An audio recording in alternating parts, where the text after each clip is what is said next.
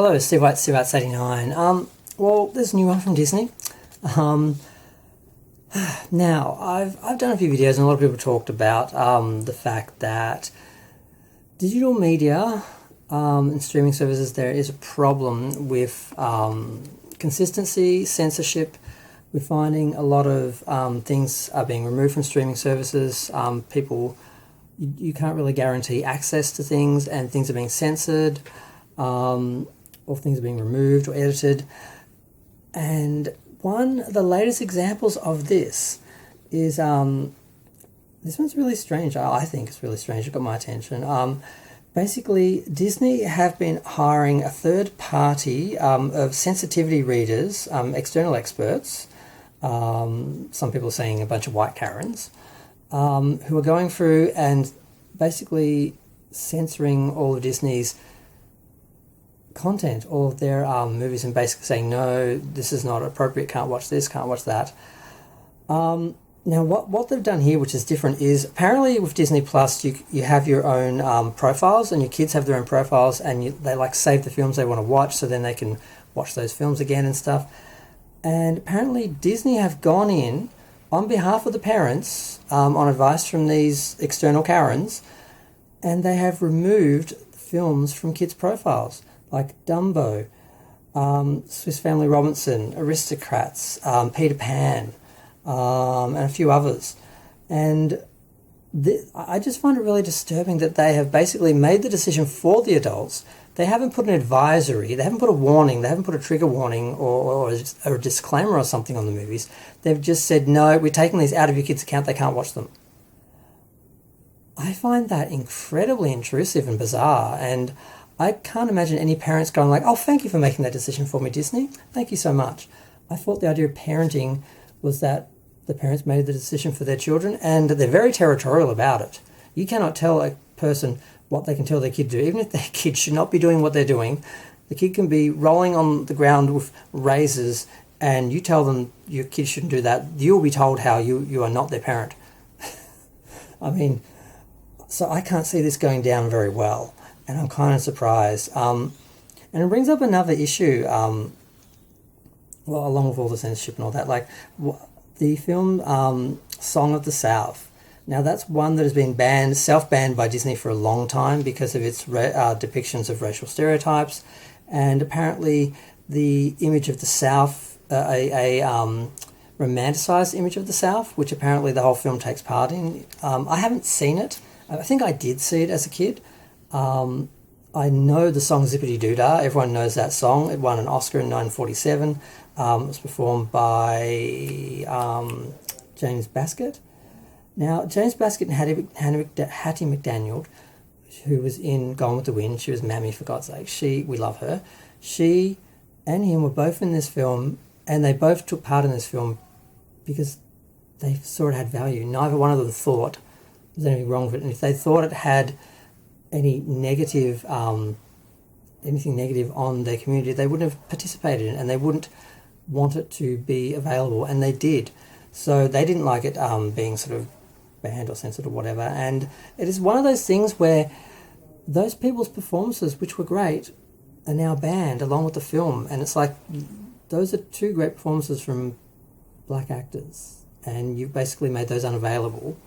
You've censored them because of overall issues with the film. And I, again, haven't seen the film. I actually have a copy of the film, I just haven't watched it. I was one of those kids who read a lot of storybooks, so I know all the Disney stories, but I never actually saw any of the films. I sort of maybe saw a couple of them on TV. I think I saw Fox and the Hound on TV.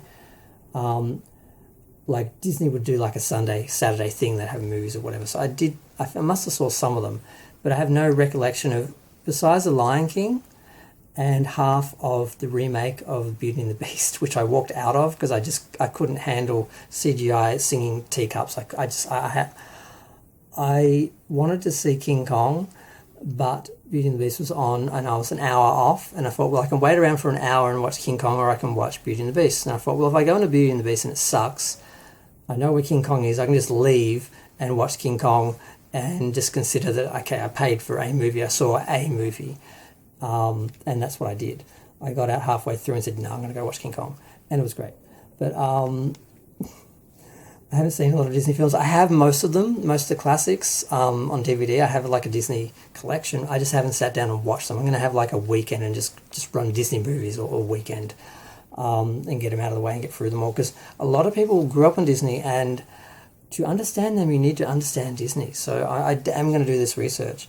But Song of the South, I do have a copy. It's a copy of a video copy that was on YouTube, so or somewhere. I think it was on YouTube, because apparently they're so not wanting to acknowledge it, they won't even copyright strike it. So apparently it's available on YouTube if you want to watch it.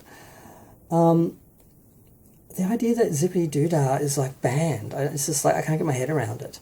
And even Whoopi Goldberg, who is like a Disney legend, one of the first things she did when she became a Disney legend, sorry, my mouth is dry, was say we need to release Song of the South because it has value and the negative things should be seen in their context, and hiding or covering up or removing these things doesn't change history, it's just rewriting history, some people are saying. So there's definitely an argument for that. I'd like to see a remastered version of the film. I think it deserves it.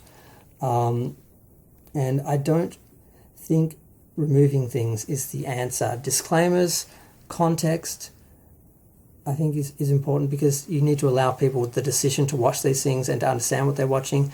You can't just kowtow to a bunch of Karens who are like, this offends me, I want it gone.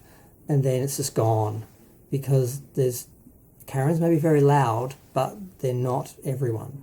So I don't know. I think I'm just going to leave it there. I saw this and I sort of thought, God, this is why I have a digital media collection. Unfortunately, I threw out about half of it because it took up too much room. But I did keep a lot of stuff, and I'm glad no one can take it away from me. I don't have to worry about having a streaming service or what's available on the streaming service. I have my own versions. I don't own the copyright for the movies or the TV, but I do own the disc, and no one can take that away from me. I can watch it as long as I can find something that will play them. I can watch them, and I'm very happy with that. I do have streaming services, but I used to have Netflix, and then I just get the occasional other one whenever something interesting was on. I just get it for the month and then cut it off, watch everything that's on there that was interesting, then get it when something new came up. But after Cuties, I actually got rid of Netflix, so I don't have a regular streaming service anymore. But I will keep getting them because there's things I want to see that I don't need to don't need to own, that I can live without. But I do still want to see them. So they do have their purposes. I do understand it's the norm. It's what people do. People don't care about content, and they just want something to watch in the moment for entertainment. They're always going to use streaming services, but other people are going to want to have their own copies, their own libraries of original versions that aren't edited. And I don't have a problem with editing or doing revisions, but you have to keep the original and make the original available as well. We learnt from George Lucas that you can't do that. He apparently destroyed the original copies when he edited the remastered versions. He apparently destroyed the original versions, so they don't exist anymore. So there's no way for them to be copied now. Some fans have painstakingly restored the films from old prints and the new prints and all that, and he could do the same thing. He just doesn't care. He sees it as inferior and blah blah. But people who watch the original films, they want to see the original films. They want the new versions as well. And the fact that he's banned the originals, I think, has made people resent the new versions, and they're probably haven't been as successful on home video and DVD as they could have been if they came with the original or the original was available as well. So there's a lot of issues involved in this, and this is why it ended up being like a 9-minute video, which it wasn't supposed to be. I thought I'd be barely able to stretch this to 5 minutes. But I just find it really disturbing that Disney, thanks to advice from external experts, have gone into people's homes, into their accounts, into their kids' accounts, and removed films that they deem inappropriate. That just seems like a huge overstep. And I'd be pretty offended if I was a parent and I realised my kid, half the films in their profile are gone because Disney basically said so. And someone else told them that their kids shouldn't be watching that, when my kids should be able to watch whatever they want or whatever I say they want to watch. Now that's problematic as well. But yeah, I find it really weird. But I'm going to go. Feel free to share, like, comment, subscribe. Let me know what you think. Maybe even ding the little bell. You might actually see some of my videos. I'm going to go. It's Australia Day here, and we've got our own racism issues to deal with. But I don't think banning Song of the South is going to solve any issues in America.